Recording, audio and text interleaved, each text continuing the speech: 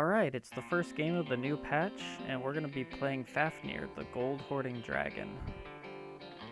And I think Fafnir is one of the better heroes in the game. Just getting those raw stats, especially if you can get them early on, is just so powerful in getting you to the late game. And it's even better when you get a start like this, where we get an instant opportunity to get a freed prince plus an additional item so we can start saving up some gold. So we're gonna grab that and switch out for the sword just because sword is a lot better on the sapling. And yeah, we've got a really good start going. We're gonna tie that fight and probably grab the archer here, and we've got another roll and we can sell 2 of these swords to buy another archer, and that's our first pair. And that's really all you want to do on Horde Dragon, is just pick up every single pair that you possibly can, because those early stats that you get add up so fast. So I was looking at this next fight, and it really looks like we're not gonna be able to win just about no matter what we do. So we're gonna take advantage of that loss and get some experience out of it. And we do lose, which is good, and it's not too bad of a loss. And there we go, we even pick up our first skipped treasure. And Horde Dragon, for anybody, I probably should have said this at the beginning, for anybody who doesn't know, basically every time you skip a treasure, you get an additional 2/1 buff for all of your characters. And it stacks infinitely. So yeah, it's just a really good way to get some free stats until you get a late game board. And as you can see, we're doing pretty good on in the stats department. We pick up a Havi, I believe it's called Havi, and with that's a 14/14 on our board, and I think we're totally fine just grabbing some more experience.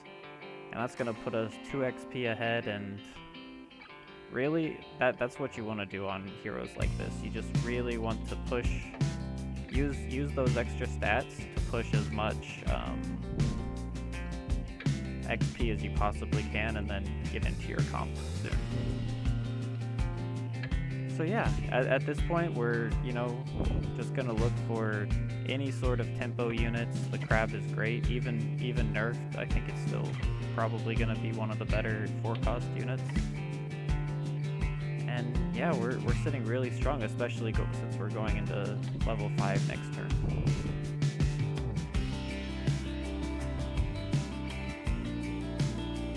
And we're gonna pull out this win very easily. And here, I think we're just gonna grab the Haymaker. I really like going into farmers personally. I think it's a pretty solid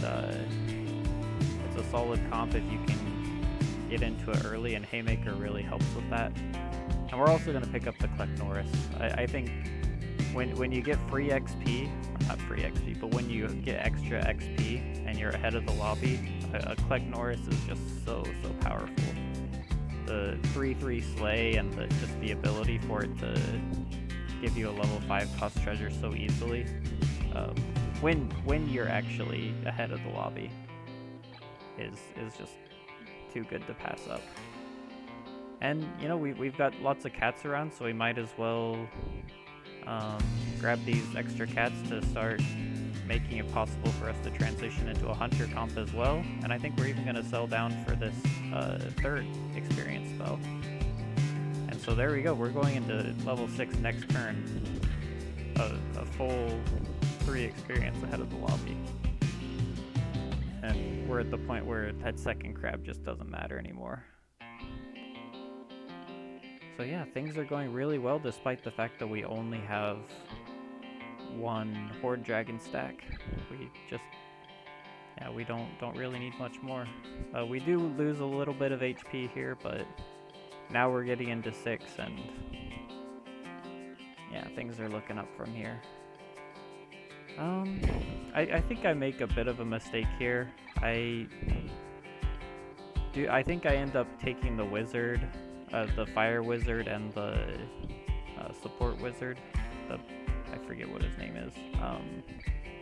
But yeah, I do end up taking those just because I'm thinking, oh, maybe we can transition into either a stealth or a boost comp, but I think what might have been better is if I searched a little bit harder for either like a dark twig, or maybe even something like a Sherlock or any sort of farmers. But I suppose it's okay, especially since we get the double farmers and a good boy in this shop, which kind of gives us some direction here.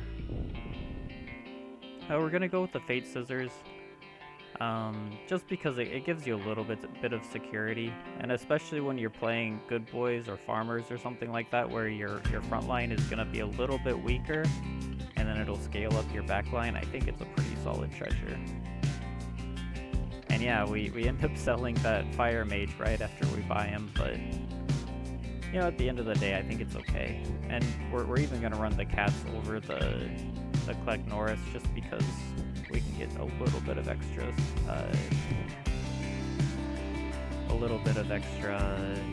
attack power out of it. Maybe not worth it, but I kind of I enjoy keeping my options open. I guess I should just say that. Maybe it's not ideal though. Yeah, and we pick up our first triple right here, and Pirate Safe would be great, but I think it's a pretty easy drum roll. It's really, really hard to pass up drum roll when you see it, just because of how powerful it is in something like Farmers, which we're already getting into right now. Briefly consider the Milkwoman, but it's just way better to roll for something else. And we're even gonna cast this. And I end up not choosing a hero there, but I do that because one, it doesn't matter because I'm gonna pick Fortuna next turn, and two, it's just easier for me to pick up the 2 units on the next turn. So yeah, at this point we've got half of a farmer's build going, and yeah, since most of the good farmers units are 5 and 6 cost, well, I should say all of the good units are 5 and 6 cost, it's usually not too hard to get that kind of comp going. And we're finally going to take out the Watson. We've got 3100 not hunter attack power, so honestly we could have almost transitioned into a hunter comp, but I have kind of a soft spot for farmers. It's probably my favorite comp. I maybe should be running the farmer dog in the first slot. It's usually better to have the herding dog die first, just because he'll put stats onto the good boy, whereas the good boy is not so he shares food stats with everyone, whereas the good boy shares all stats. So the more stats you get onto the good boy, the more stats he's giving. But if the good boy stats go on to the herding dog, those extra stats aren't going to get passed on. If that makes sense. Hopefully that makes sense. So yeah, we're really just looking for more herding dogs. We really need a Nero. Nero's kind of the best thing that we could possibly run into, but considering how far ahead of the lobby and how good our board is right now, we don't have a lot to worry about. So yeah, we're gonna keep rolling down and hope that we get another herding dog, which is great, and ideally we'll get a Nero here pretty soon. Nero is what really is what's really gonna get our comp rolling. More fishermen, which is kind of crazy, but we really don't need any more fishermen at this point. We'd rather fill out our front line and look for a Nero. And I briefly consider getting the good boy pair, but I think that an extra herding dog and a Nero would just be so much better. So I choose to pass up on that one. And this guy's actually got a pretty massive cap board. He beat us even with only four stacks, but now we've got our Nero, and that's gonna probably at least double the power of our board. even when it's not upgraded. Especially since we've got the drum roll doubling all of our entrances. So yeah, at this point we're very, very strong. We just need to start getting some better treasures, look for more herding dogs, and yeah, so at this point there's really not a lot to think about. A little bit scary with the BLT in the front line, but we get all of our stats before he pops off, so we're still big enough to take out his woman in the moon. And now that we're at this point, I think I am gonna take the pair, just because it's nice to get those extra chance for a 6-cost treasure, and there we go. We're gonna get a level 7 out of that. And this is a tough choice. Honestly, Holy Grail would be amazing. Excalibur would be really good. But with the 500 0, I don't know. I want to have that on the good boy, but I'm not always gonna have the good boy in the front. It's kind of a tough choice. I think maybe Excalibur would have been better, and there's a decent chance that the one I took was the least good option out of all of them. But I kind of have to think about that a little more. They all have their pluses and minuses.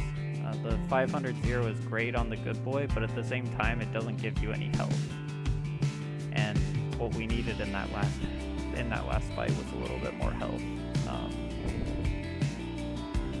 So yeah, all of these are pretty meh, but I like Poison Tree better than that one, since we're all big enough that at this point even my front line is going to have the chance to start killing units.